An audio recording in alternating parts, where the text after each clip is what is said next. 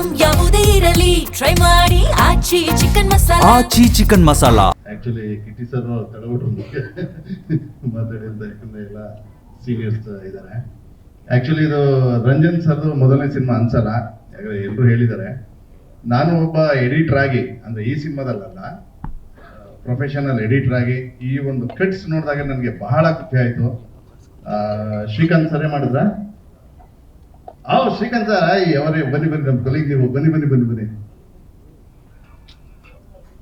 ಹೌದು, ಅದಕ್ಕೆ ಬಹಳ ಚೆನ್ನಾಗಿ ಅದ್ಭುತವಾಗಿ ಎಡಿಟ್ ಮಾಡಿದ್ದಾರೆ, ಬಹಳ ಖುಷಿ ಆಯ್ತು.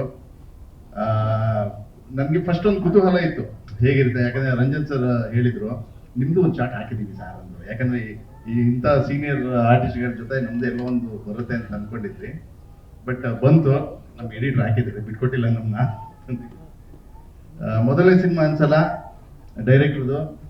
ಇದರಲ್ಲಿ on screen hero Aditya sir ಅಂದ್ರೆ, ಬಿಹೈಂಡ್ ದಿ ಸ್ಕ್ರೀನ್ ಡೈರೆಕ್ಟ್ರು, ನಮ್ಮ ಮ್ಯೂಸಿಕ್ ಡೈರೆಕ್ಟ್ರು, ಆಮೇಲೆ ಎಡಿಟರ್, ಬ್ಯೂಟಿಫುಲ್. ಆಮೇಲೆ ಸಿನಿಮಾಟೋಗ್ರಾಫರ್ ಕೂಡ ಅಷ್ಟೇನೆ ಅದ್ಭುತವಾಗಿ ಮಾಡಿದ್ದಾರೆ.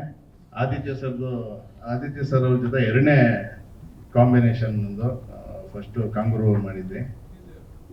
ಆಮೇಲೆ ಸಿಲ್ಕ್ ಮಂಜು ಸರ್ ಸಿನಿಮಾ ಹಿಂದೆ ಒಂದು ಸಿನಿಮಾ ಮಾಡಿದ್ರು ಹಗಲು ವೇಷ ಅಂತ, ಅದರಲ್ಲಿ ಎಡಿಟ್ ಅಸಿಸ್ಟೆಂಟ್ ಆಗಿ ಮಾಡಿದ್ದೆ.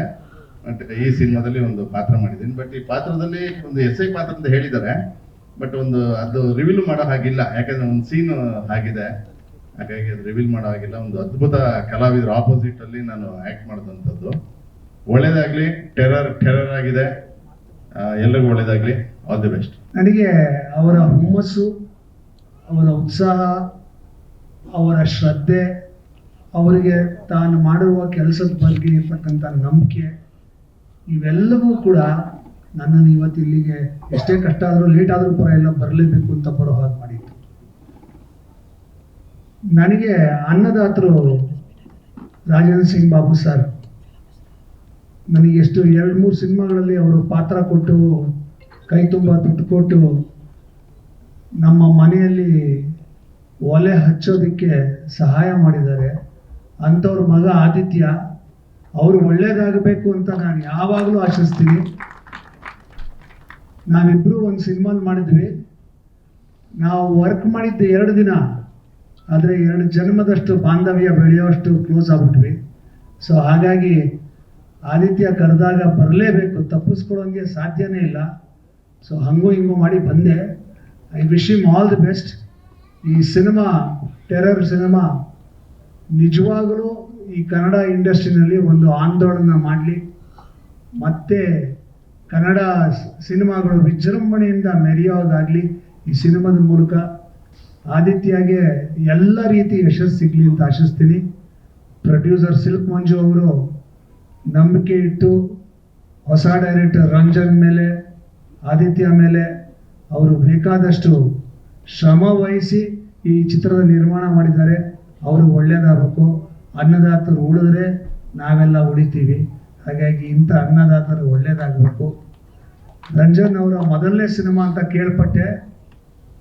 ಒಂದು ಸಿನಿಮಾ ಮಾಡೋದು, ಅದು ರಿಲೀಸ್ ಆಗೋದು, ಅಲ್ಲಿವರೆಗೂ ಗಜಗರ್ಭ ಇದ್ದಂಗೆ. ಅದು ಸುಮ್ಮನೆ ಅಲ್ಲ, ಅದು ಆ ಟೆನ್ಷನ್ನು, ಆ ಶ್ರಮ, ಬೆವರಿಳಿಸೋದು ಎಲ್ಲವನ್ನ ತ್ಯಾಗ ಮಾಡ್ಬೇಕು ಆ ಸಿನಿಮಾ ರಿಲೀಸ್ ಆಗೋ ತನಕ.